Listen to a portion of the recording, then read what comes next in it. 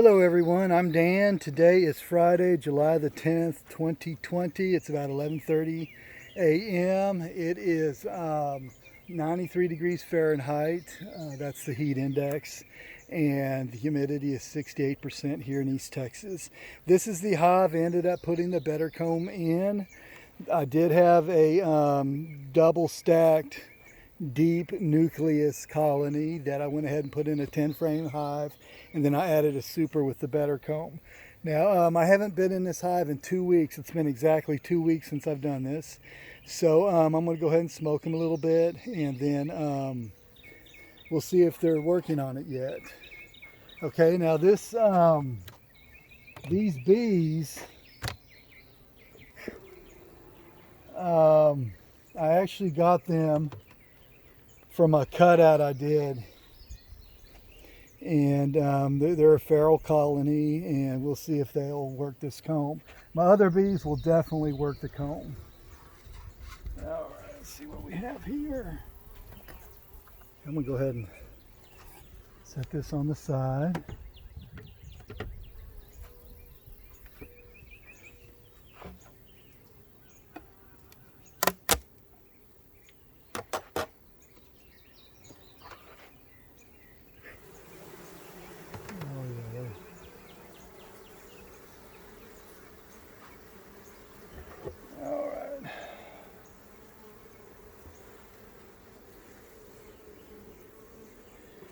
Sit that right there. Okay, now let me see what you're seeing here. Okay, you can see what I did here. I have a frame here that's thick with honey, and I think it had some brood in it also. I've got honey protruding like that. Okay, then I went ahead and did 3 frames of the Man Lake frames, the unwaxed right cell. Then I have 5 frames of the BetterComb. And then I had another good frame of honey up here, so I went ahead and put that on the outside. And we'll see what we see there. And let me run this across my beetle blaster. The beetles love to hide underneath these flaps, which is great because I can kill them. And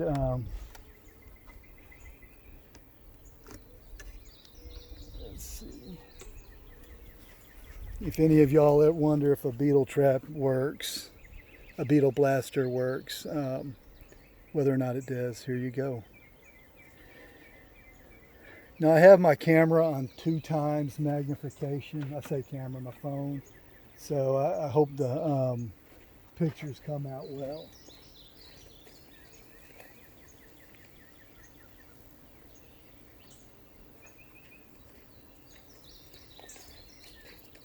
And here's my frame holder here. Now we'll start on this side. Oh yeah, we started propolizing that.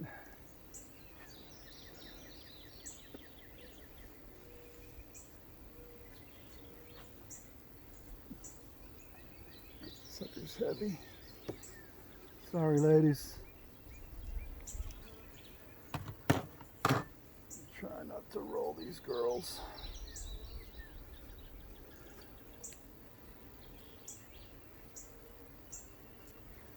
Okay.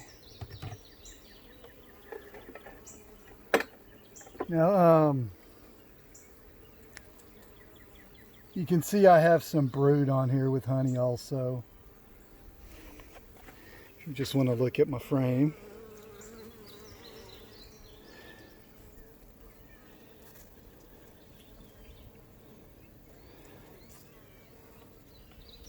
All right. And this is a foundationless frame, so the other side's pretty much the same. Just gonna set that here.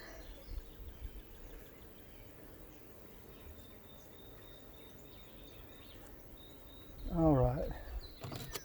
Okay, they've already started working on this BetterComb.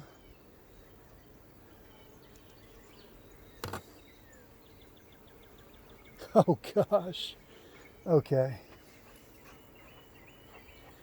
Let me change the magnification on this really quick.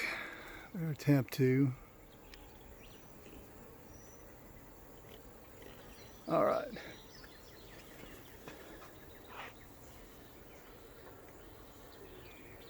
This thing is heavy.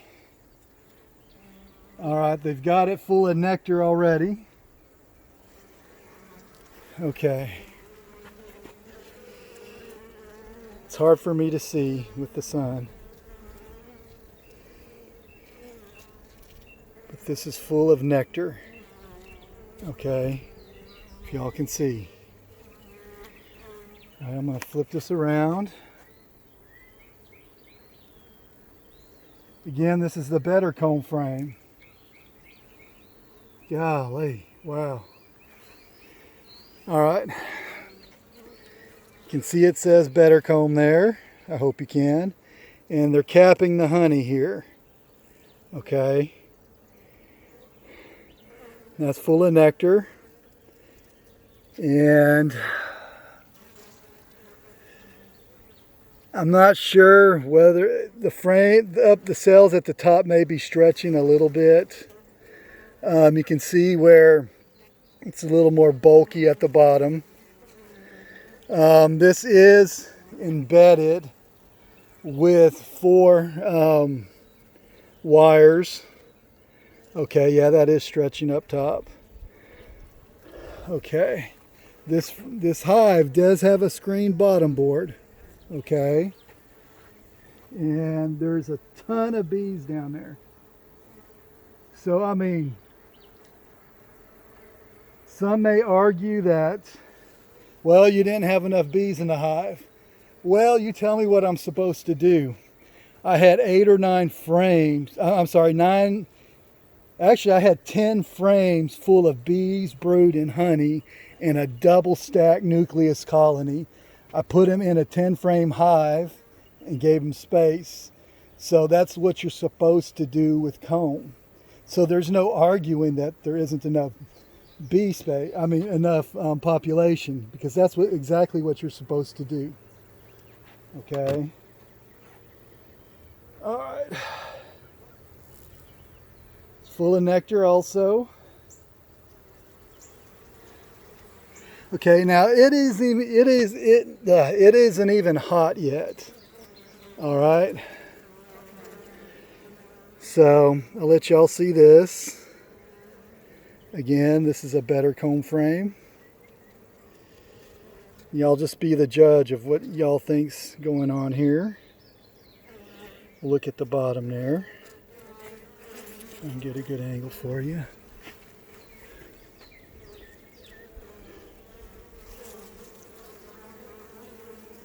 Okay. So, I actually have that other one backwards. Let me put it back. I'll fix it after I stop filming.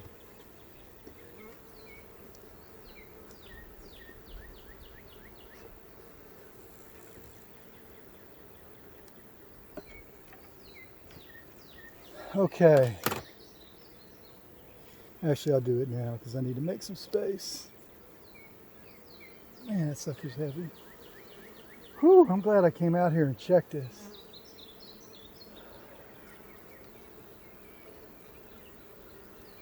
All right.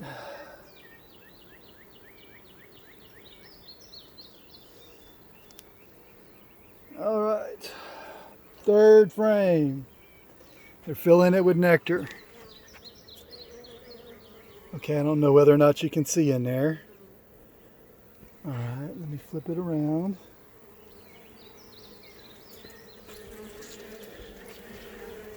So the bees are absolutely doing what they should be doing with this BetterComb. All right, this is a honey super and they're filling it up. Okay, if any of y'all wonder whether or not they will lay brood in this comb, they will. Okay, Frederick Dunn has proven that. And I'm sure they'll, after they've used these for honey, they'll come back and put some brood in there. All right, yeah, all this comb is attached. Okay, now if you look at the edges here, you'll see all the comb is attached. They've attached every single bit of it. Okay, and they're filling this with nectar, if you can see. All right, so these bees are jamming. All right, that's all nectar. Okay, everything's attached. So that's 4 out of 5 frames so far. All right, there's no question that the bees will take to this. There isn't any question, excuse me. All right, more nectar. Okay, again, this is a feral colony. That's why we have so much movement on this comb. All right. It's probably why they're doing so well also. Look at that little hive beetle there. All right, I got it. Okay, so they're filling this with nectar also, if you can tell. You can look at the bottom and see what that looks like. All right, and look at the top and see what that looks like. Now, I know I've already said it, but it isn't even hot yet. It's hot, but it's not hot. All right. Now let me show you this Man Lake right cell, unwaxed. Okay. They have not touched this unwaxed foundation. Now, normally my bees will build it out without any problem, but it takes them longer if it's unwaxed. All right, so unwaxed foundation versus BetterComb. There you go. Now, had I only had some wax foundation, but this is to show you that the BetterComb does work, okay? And let's go ahead and look at this frame over here.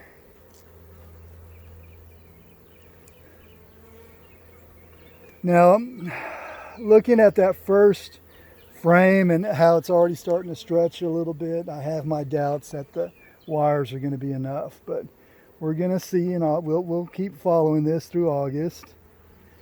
And all right, here's one of my foundationless frames where they, messed up that comb there. I just left it because the last time I went in here, there was brood in there. Now they've got pollen and nectar and honey in there. All right, you see all the honey right there. See the brood here. This frame was actually a frame that I had that was full of wax moth damage. And I didn't have any other frames with comb when I did that cutout. I forget which way this went. Oh yeah, it was this way. So I had to use it. So anyway, they've made great use of it. This colony has really exploded. So anyway, there you have it. That's what's up with the BetterComb. Y'all have a good day. We'll talk to y'all later. And we'll continue to follow this and see what happens in August when it's hot.